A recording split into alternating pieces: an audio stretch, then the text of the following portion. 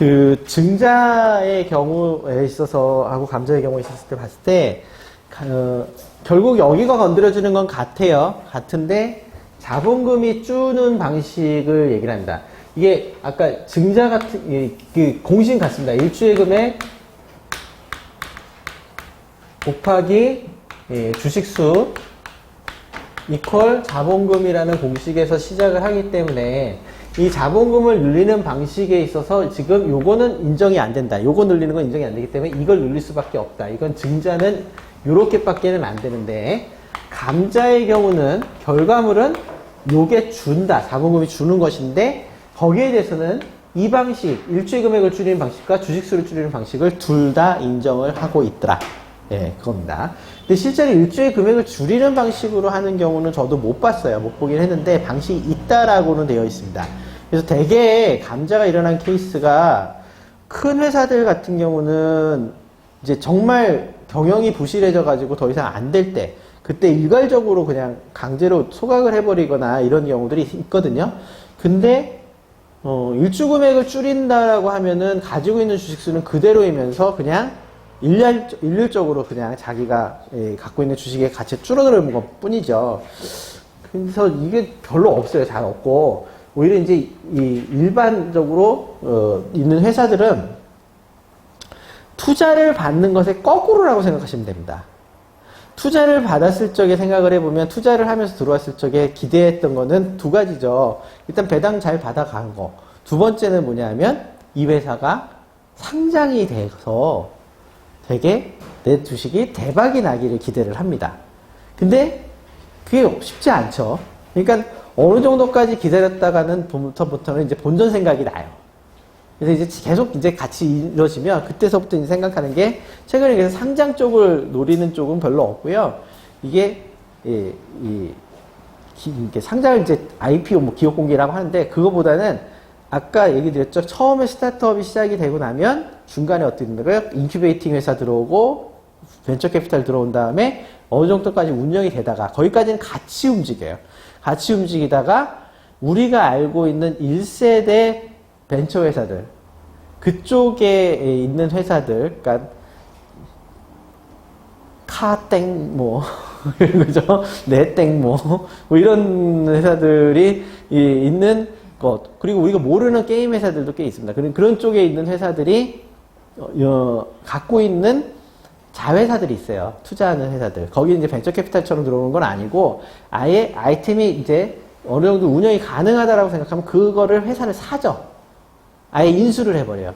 그러면 주식을 인수하잖아요. 그때 증자를 같이 할 수도 있지만 기존 주주들을 빼버린단 말이에요. 그때 그거를 넘기면서 대주주가 갖고 있었던 지분을 넘기겠죠. 넘기면서 같이 넘겨요. 그러면서 이제 빠져나가거든요. 그걸 대금을 회수하고. 자, 요렇게까지가 이제 증자를 하면서 바라보는 사람들의 희망사항입니다. 근데 이게 요것도 마지막에 인수가 될 때 쉽지는 않아요. 왜냐, 어느 정도 같이 가면서 투자라는 거는 항상 하이 리스크, 하이 리턴이기 때문에 만약에 지지부진할 때가 있어요.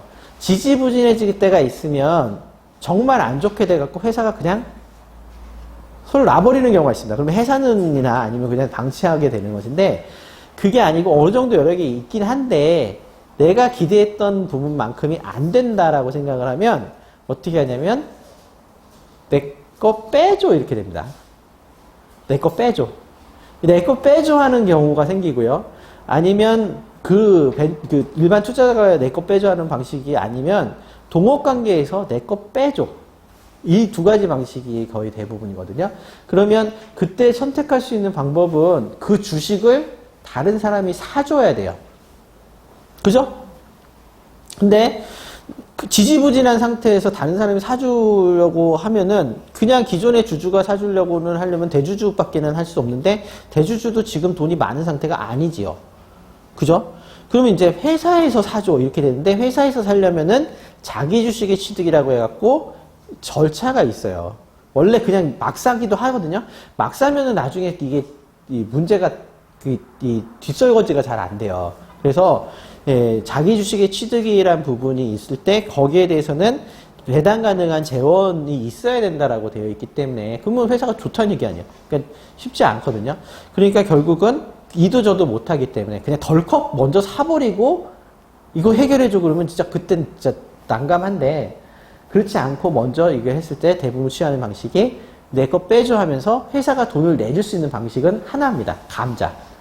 그래서 오히려 감자가 많이 이루어지는 일반적으로 많이 이루어진 경우는 동업관계나 아니면 투자관계에서 그 사람이 자기 원래 냈던 돈을 회수하려고 할 때 자본금을 줄이면서 주식을 처분해버리고 그걸 회사에서 안 사고 소각을 해버리는 형태입니다. 회사에 돈을 주면서 없애버리는 그런 겁니다. 그러면 실제로 많이 일어나는 거는 얘예요. 주식수를 줄이는 방식의 감자겠죠.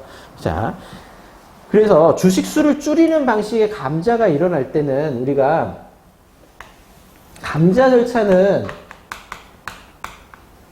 두 가지가 중요한 게 첫 번째는 주주 총회를 해야 돼요. 그것도 특별 결의를 해야 돼요. 왜? 주주가 기존 주주들이 단합이 돼 있었는데 이쪽에서 균열이 일어난 거잖아요.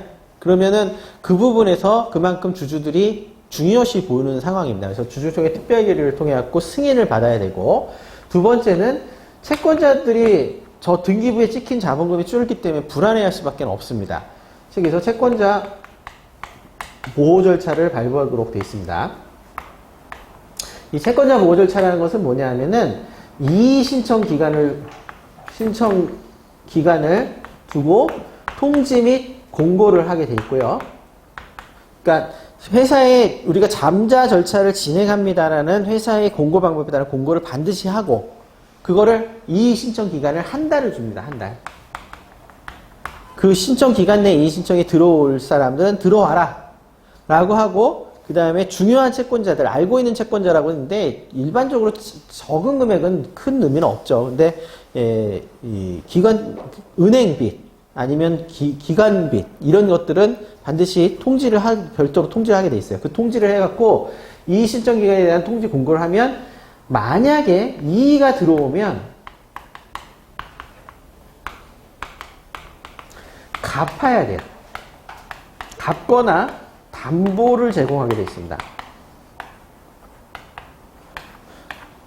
이 의무가 있고요. 이게 없으면은 감자를 진행하지 못하도록 포기를 해야 돼요. 그러면 실제로 이거를 인정을 하면서 감자를 진행하는 사람은 없어요.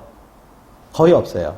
그러니까 피치 못할 사정 때문에 어쩔 수 없다라는 거, 회사의 돈은 충분한데 근데 그걸 빼주기 위해서 하는 거다 그러면은 하겠지만 대부분 이렇게 되면 지지부진하기 때문에 이렇게 이의가 들어오면은 못해요. 그러니까 어떻게 되느냐? 설득을 먼저 하죠.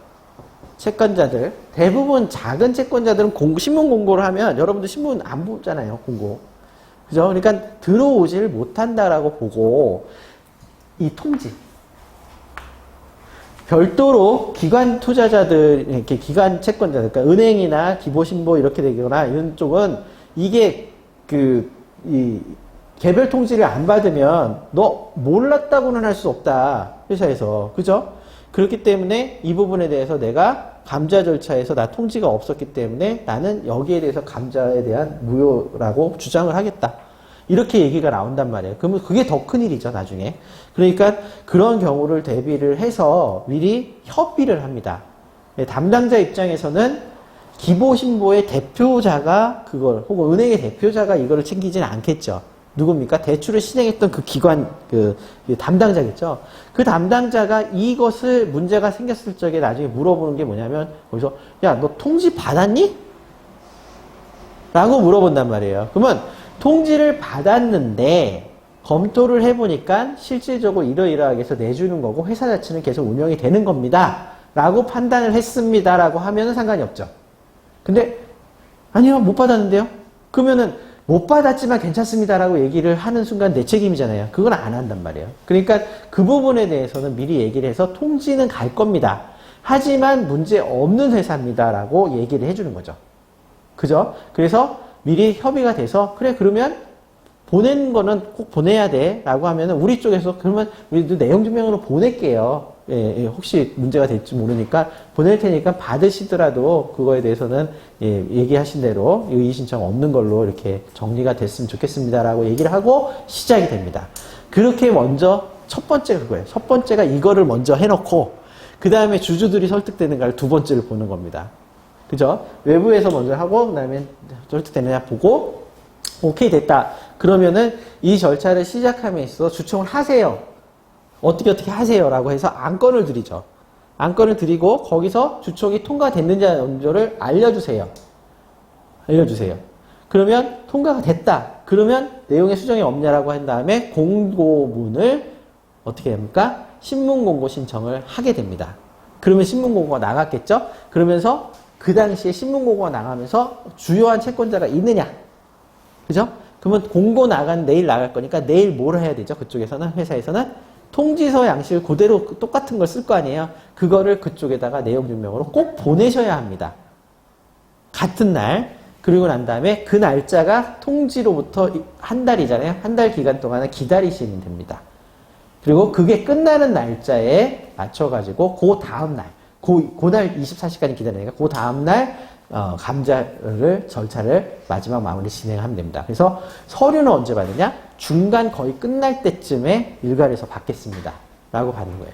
그죠? 아니면 미리 받아놔도 상관은 없는데 임감이나 이런 게 또 혹시 또 간당간당을 줄까봐 이렇게 절차가 진행되는 게 거의 대부분입니다.